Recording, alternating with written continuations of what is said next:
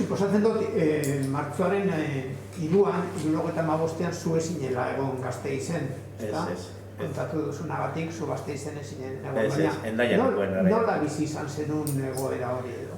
Bueno, egon ginen oso konektatuta, akordatzen naz, Hendaiako Mugalde liburutegian, hortik egon ginen batzuk deitzen Gasteizera, guk genituen kontaktuetara, etxera ginen bat, eta, telefonoz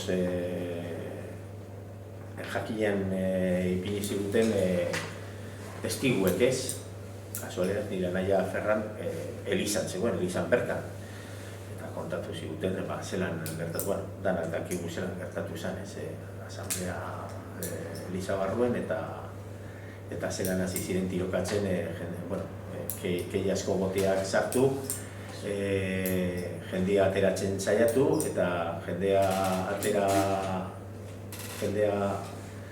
ateratzen zenean tirokatzen hasi zirela.